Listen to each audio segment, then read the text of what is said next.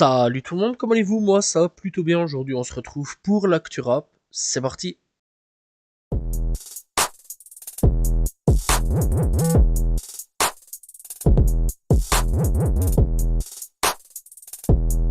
On commence l'actu rap avec Damso qui nous parle donc des vieux sons qui seront sur les plateformes de streaming et donc de son futur EP. Bref, donc pour les vieux sons, eh bien ce sera disponible à la fin du mois. Ce sera principalement les sons de Salle d'attente plus Cosmos. Voilà, et donc la première chanson dont il avait 16 ans. Donc voilà, il mettra d'autres, mais c'est le temps donc de clairer les samples, etc. Donc tout bien renettoyer, on va dire le son, et de l'envoyer. Bref, donc concernant le P, donc il dit, je pense qu'il va être cool. On m'a beaucoup énervé ces derniers temps, donc ça tombe bien. J'ai terminé la première semaine de session, je suis à 50%. Je fais une pause de quelques jours à Londres, puis je reviens terminer ça. Et donc, on apprend que Calage Criminel sera dessus. Et il y aura aussi Angèle et le frère de Damso qui seront sur cette EP. Bref, en tout cas, j'ai vraiment hâte de l'écouter. Mauvaise nouvelle pour le 9 de I, puisque, apparemment, Green Montana quitterait le 9 de I. Voilà, donc c'est Booba qui a parlé à ce niveau-là. Bref, donc, en gros, il faut savoir que Booba a répondu à un fan. Donc, il lui a posé la question, est-ce que, en gros, Green Montana est plus dans le 9 de I? Et donc, il a répondu, il est plus sous contrat. Je sais pas ce qu'il compte faire par la suite. Je comprends pas trop sa gestion de carrière. Pas de concert, pas de showcase, pas vraiment d'actu de prise de parole, son management est un mystère. En tout cas, on lui souhaite le meilleur, il a beaucoup de talent, gérer une carrière c'est un métier et ça demande que l'artiste et les producteurs communiquent et soient sur la même longueur d'onde. Bref, après tout ça, donc le fan répond c'est un monstre de toute façon, il devrait s'en sortir, voilà, et donc il répondra, il n'y a pas de... Enfin bon, il dit j'espère qu'il n'y aura pas d'embrouille, en tout cas le fan. Et donc il répond, il n'y a pas de raison quand il y a une embrouille, c'est qu'on nous a trahis ou manqué de respect, comme Damso ou Caris, sinon tout se passe bien, on se dit au revoir, et chacun sa route dans la paix. Bref, voilà, donc Green Montana ne fait plus partie du 9 de I. J'espère par contre qu'il n'y aura pas un clash, hein, parce que bon, malheureusement on connaît un petit peu Booba, des fois, des fois il dit rien, et ensuite il s'en va sur un clash. Pourquoi? Tu sais pas, mais on espère qu'avec Green Montana, il n'y aura pas de clash. Même si moi, personnellement, pour ma part, j'y crois pas trop. Je pense à un moment ou à un autre, il va sûrement y avoir un tacle ou deux, mais à voir. Bref, en tout cas, personnellement, moi, je continuerai à suivre vraiment la carrière de Green Montana. Excellent artiste, que je conseille, si vous ne connaissez pas, d'aller découvrir et écouter. Sofiane sera à l'affiche d'un nouveau film du nom de Barbès Little Algérie. Bref, il y a déjà pas mal de bandes annonces donc disponibles sur internet, YouTube, etc. Voilà, le film durera 1h33 et sortira le 16 octobre au cinéma. Bref, encore une fois, ça s'appellera Barbès Little Algérie avec Fianso donc en tête d'affiche de ce film. On va parler un petit peu de Kalash, puisque Kalash a fait un concert en Martinique et il a réuni 23 000 personnes. Voilà, c'est quand même super cool là-dessus. Et il a invité Thierry Henry aussi sur scène. Voilà, donc ça c'est quand même plutôt cool. Bref, on le savait, hein, que Thierry Henry, de toute façon, il allait y aller. Il l'avait dit en interview. Bon, maintenant, je m'en vais en Martinique, je vais aller voir le concert de Kalash. Bref, donc tout ça, s'est déroulé ce 14 août. Et franchement, j'ai déjà eu l'occasion de voir un concert de Kalash et c'est excellent. Voilà, moi j'avais bien apprécié. Bref, en tout cas, Kalash, vraiment excellent artiste. Voilà, et bah je pense que ça a dû certainement faire plaisir à la Martinique. JRK19 a été arrêté alors qu'il était en plein clip avec Central C. Bref, donc, c'est une scène quand même qui est devenue assez virale directement sur Internet, Twitter, etc. Et l'artiste Central C a été contraint d'attendre que le rappeur français soit libéré par la police pour terminer le tournage de leur clip. Voilà, bref, en tout cas, c'est quand même assez chaud, hein. T'as là, tu tournes ton clip tranquille et tout, il y a les flics qui débarquent, ils t'arrêtent, au revoir, merci. Et ta Central C, il était là, comme un con quelque part, en train d'attendre, en train de se dire qu'est-ce qui se passe. Bref, en tout cas, c'était une scène assez surréaliste, tout est disponible sur internet. Franchement, n'hésitez pas à y checker la vidéo.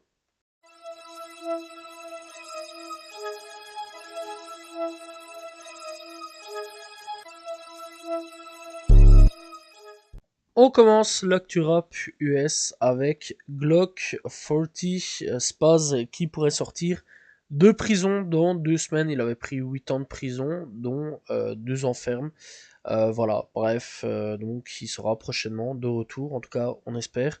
Donc voilà, et bah c'est une plutôt bonne nouvelle hein, pour le rappeur, qui devrait encore une fois sortir dans à peu près 2 semaines, logiquement, si tout va bien.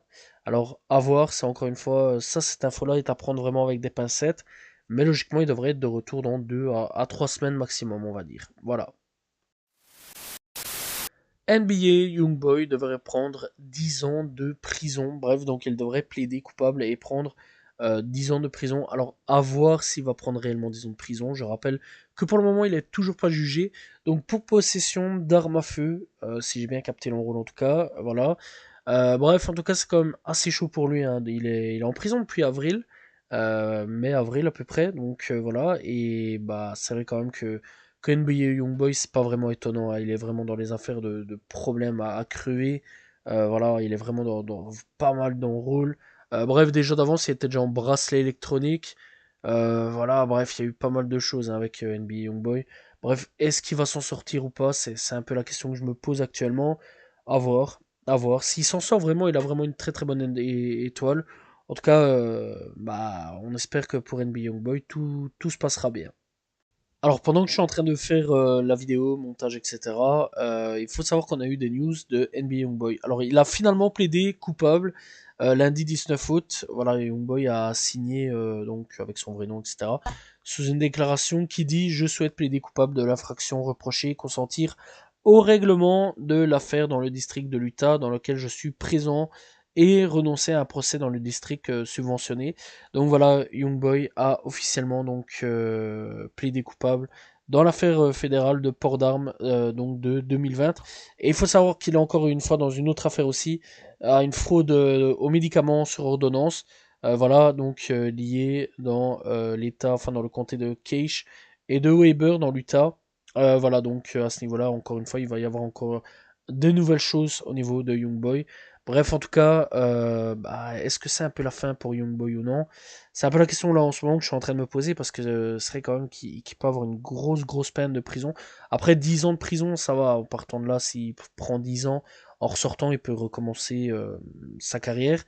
Ou alors il y a des sons qui sont déjà préparés, j'imagine Youngboy c'est un grand malade, donc j'imagine certainement qu'il a préparé pas mal de sons derrière.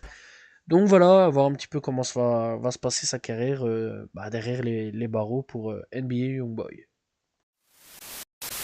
Une potentielle bonne nouvelle pour Young Thug puisque Courtney Kramer promet de faire sortir Young Thug de prison si elle est élue nouvelle procureure du comté de Fulton. Alors il faut savoir qu'elle base pas mal son programme là-dessus, sur le fait de Young Thug, etc. Alors à voir si elle tiendra ses promesses. Personnellement, j'y crois pas. Voilà, on connaît un petit peu les politiques, hein. Mais si vraiment bah, ça s'avère plutôt bon là-dessus, qu'elle passe et qu'effectivement elle sur Young Thug, bah, c'est une bonne nouvelle pour lui.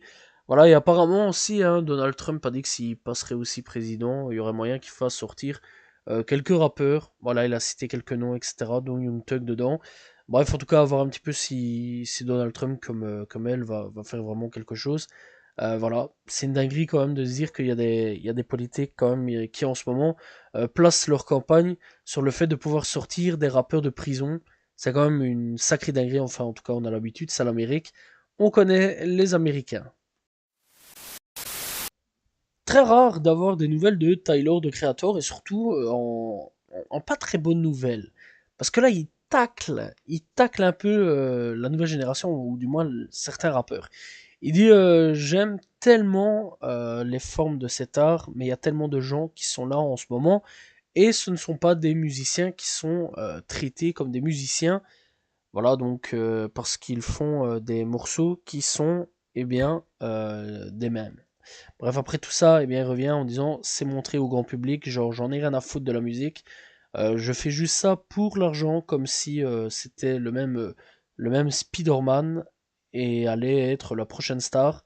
quand chaque publication, c'est comme bon sang, ouais, sortons ça maintenant, tu prends de la place pour moi. Voilà, donc ça c'est à peu près ce qu'a dit Tyler de Creator. Donc voilà, il est un petit peu contre les nouveaux, enfin pas forcément les nouveaux, mais certains rappeurs, voilà, qui sont pas vraiment des musiciens, etc., qui sont plus là pour le buzz, l'argent, etc., etc. Alors, est-ce qu'il a raison, est-ce qu'il a tort? Moi personnellement, je pense qu'il a quand même raison. C'est vrai quand même qu'il y a pas mal de rappeurs, il y a surtout pas mal d'industrie plaintes qui sont là en ce moment. C'est quand même assez chaud là-dessus. Bref, en tout cas, grosse force à Tyler de Creator. 6ix9ine fait son grand retour. Alors, il faut savoir que, eh bien, ce jeudi 15 août, 6ix9ine a fait un retour sur les réseaux. Voilà. Il annonce de la musique et en plus de ça, on remarque surtout une chose qui a changé chez lui. Plus de cheveux multicolores, voilà, fini les cheveux longs. Il a tout rasé, il a vraiment tout rasé. La seule chose qu'il y a, c'est une petite teinture sur le dessus, voilà, blond dans l'ensemble. Et bah, on entend de la nouvelle musique sur le fond, plus calme, plus de je hurle ou quoi, etc. Vraiment plus calme. Alors, qu'est-ce qui se passe pour 6ix9ine? Une nouvelle transformation de sa part. Bref, donc déjà d'avance, en début d'année, il avait sorti un EP qui était passé dans l'indifférence totale. Voilà, pour ceux qui veulent savoir. Ça, voilà, comme ça vous le savez. Et bah ici, il a l'air de revenir de nouveau, encore une fois. Alors, est-ce qu'il va y avoir des nouveaux clashs ou autres quoi aux caisses? Ou alors est-ce qu'il va se concentrer dans la musique? Ou alors est-ce que ça va passer totalement dans l'indifférence? C'est la question aujourd'hui que je me pose.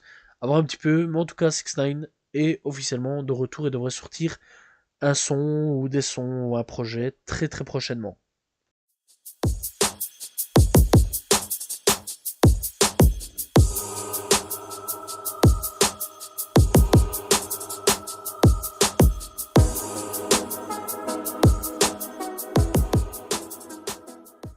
Et nous sommes partis avec les coups de cœur de cette semaine et on commence avec 42 Duck pour Org. On a aussi donc Leto avec Je crois qu'ils n'ont pas compris. Excellent son d'ailleurs. Fresh la douille avec AAA avec Gambi. Voilà, en featuring avec Gambi. On a 41 de retour avec Cypher 2 en featuring avec D-Bills et G Gelato. On a Fabio Foreign de retour avec Dribble. On a ESTG de retour avec Never Need avec en featuring Self-Fade Savage.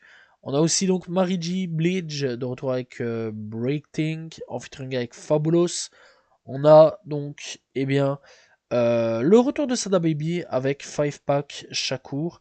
On a aussi donc Tat Mexicanotti avec 1982 en featuring avec Currency et LES avec un S en forme de dollar.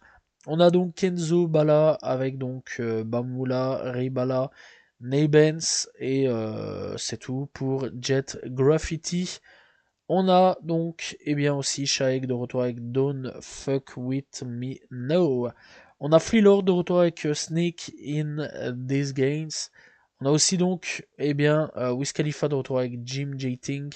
Fine en featuring avec Young DJ et 24 heures. Voilà, on va l'appeler 24 heures, c'est plus simple.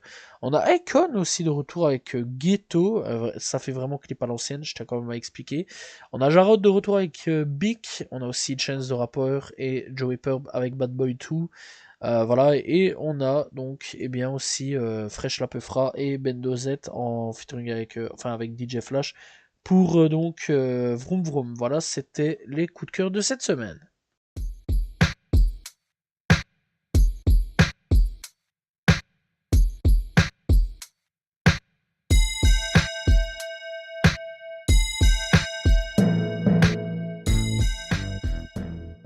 Découverte du jour, on va parler de Tucson Bonfoni. Alors c'est un rappeur venu tout droit d'Atlanta.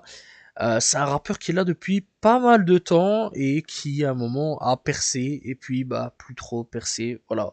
Alors que bah il est pas mauvais du tout, hein, il est vraiment pas mauvais. Alors je sais que certains vont dire ouais c'est quand même un rappeur qui est là depuis pas mal de temps, etc. Je sais parce que je l'ai eu il y a pas longtemps d'ici, donc voilà, sur le fait d'une dernière dans les dernières découvertes. Alors bon, je partage aussi pas mal de rappeurs de différentes époques, ça faut le savoir.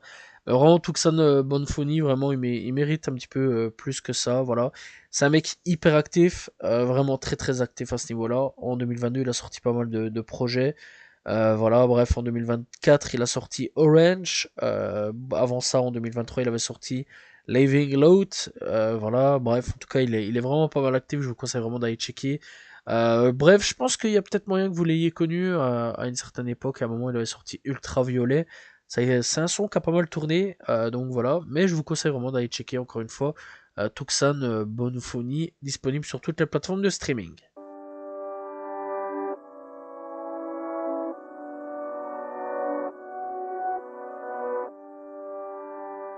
Et nous sommes partis avec les albums sortis cette semaine. On commence donc avec Erwin pour l'été est trop court. On a Zinera qui a sorti Mister Fast Life, on a Parasite qui a sorti nouveau label, on a Le Jeune D qui a sorti Island Volume 1. Alors du côté US, oui c'est très rapide, il n'y a pas beaucoup en français. On a donc Post Malone avec F1 Trillion, on a donc aussi YG avec Just Raid Up 3. On a, eh bien, No Cap avec Before et Decipher Again. On a aussi, eh bien, Gucci Mane et DJ Drama pour Greatest of All Trapper Gangsta Grills Edition. Apparemment, le projet est vraiment pas mal. J'ai pas su l'écouter, mais bon, pas mal de gens disaient qu'il était excellent. Quando Rondo de retour avec Air for a Reason in the Darkness at Times. C'est un EP. Voilà, bref, on a B.O.B. De retour avec Space Time. On a aussi, eh bien, Pouya de retour avec Take Hold, Never Make Me Hate You. On a donc aussi, eh bien, Wi-Fi's Funeral et Nerd 1K avec Life Fast, Die Fast, volume 1.